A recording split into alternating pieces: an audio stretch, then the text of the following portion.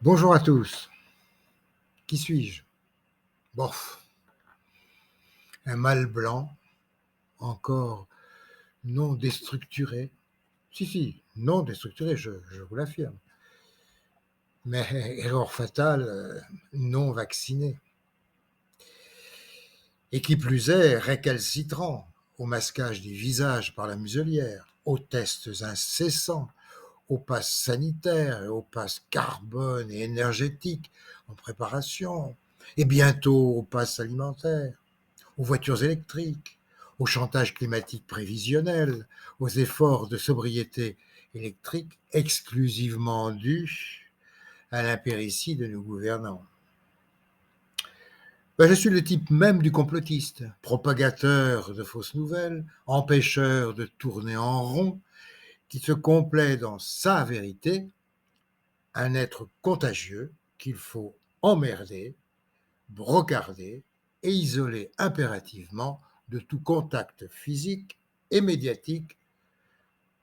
Oui, c'est vrai, je n'accepte pas la vérité inculquée à coups de seringues médicales et médiatiques sans essayer de la vérifier par tous les moyens dont je dispose, et il se trouve que j'en ai un peu plus que d'autres concitoyens. Oui, je n'accepte pas que tous les autoritarismes soient justifiés à cause du virus ou du climat, sans autre explication et contestation possible. Oui, je sais que plus je sais, je ne sais rien. Ce qui me différencie d'ailleurs de ceux qui nous assènent des autoritarismes qui ne souffrent pas de discussion parce que dans le camp du bien, on ne peut faire que du bien. Il nous suffit de courber les chines et tout ira bien pour nous. La joute oratoire, arguments à l'appui, est du temps perdu et d'un autre âge, celui où on acceptait de perdre du temps pour réfléchir. On est passé dans le temps de l'immédiateté, le temps des plans d'urgence, le temps de la guerre contre X, des promesses pour un demain qui a toujours l'avenir devant lui. Le temps des aides ciblées, évanescentes et électoralistes. La France devient un grand blessé de guerre avec des pansements partout, condamné à des passages sans fin à l'infirmerie et sans espoir de sortir de l'hôpital européen. Ma présence devant vous est justement de vous faire perdre du temps. Je le tiens de mon grand âge, comme vous pouvez le constater, qui m'a fait subir le parcours d'ailleurs des réfugiés de la défaite de 1940, ma main dans celle de ma mère qui savait s'imposer aux hommes sans les déstructurer. Je le tiens sans doute à mon parcours professionnel et extra-professionnel, où plier pour plaire fut toujours impensable pour moi. Si je me présente à vous, c'est que la France est en danger, en grand danger, en danger de mort.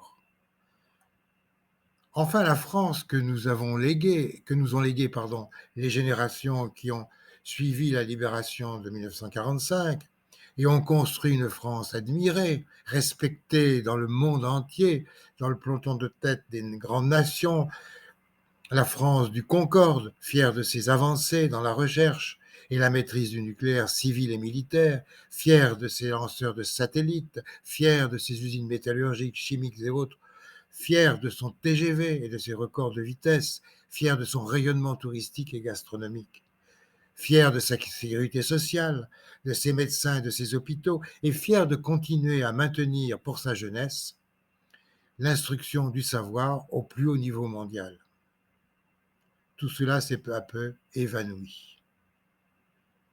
Et la France se dépouille de ses usines, perd pied dans l'avancée nucléaire, dans son réseau ferré, dans la beauté de ses paysages avec les éoliennes propulsant une énergie digne de l'époque du cheval, dans la sécurité de ses habitants, dans l'enseignement du savoir, toujours en recul au classement mondial, et finalement dans le maintien de son identité et de sa souveraineté, avec un peuple et un pays ouverts à tout vent. Elle se cafeutre dans les ailes faussement protectrices d'une grande puissance hégémonique et de superpuissances financières occidentales qui construisent un monde à leur profit. Ce n'est pas seulement la France, mais tout l'Occident qui part à la dérive et vers l'asservissement des peuples. Le niveau de propagande est monté à un tel niveau que l'on peut désormais faire des comparaisons avec le savant soviétique Lysenko, qui a défendu une fausse science et l'a implantée en tant que résultat incontestable, la science réécrite par l'État. La science devient aujourd'hui une pseudo-science, au service de buts cachés de l'État, une science corrompue par les grandes sociétés occidentales qui en tirent des profits faramineux. Pour ce faire, les autorités politiques et leurs relais médiatiques et les scientifiques choisis et corrompus propagent un catastrophisme générateur de traumatismes dont le but est l'annihilation de toute réflexion des peuples dans leur grande majorité. La corruption de la science a atteint un tel degré qu'elle menace même la connaissance. Ceci est particulièrement vrai dans le domaine médical et dans la recherche sur le climat. Cette propagande sous faux drapeau entraîne un suivi moutonnier d'une société soumise aux puissances financières qui veulent modeler le monde à leur guise, donc pour leur intérêt propre.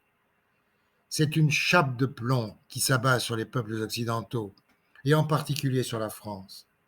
Tous les domaines sont touchés, mais certains sont plus importants que d'autres. Citons la santé, l'énergie, le climat, l'immigration, l'économie et l'école du savoir. Ajoutons la démographie, qui recouvre tous ces sujets et qui est, nous le verrons, le résultat final des partisans du globalisme et de la décroissance pour le milliard doré d'individus restant en passe de soumettre à sa propre volonté des hommes devenus serviles et eux se prenant pour des dieux autoproclamés.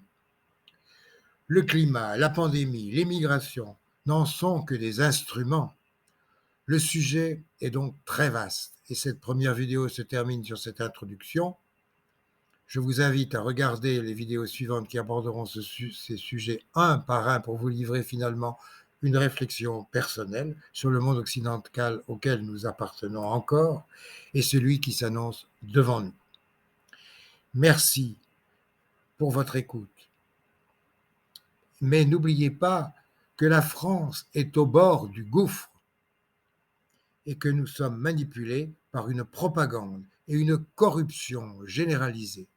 Souvenez-vous qu'il n'y a pas de science sans conscience et que le matraquage médiatique sert de rideau de fumée pour asservir les peuples en détournant son regard des vrais buts poursuivis.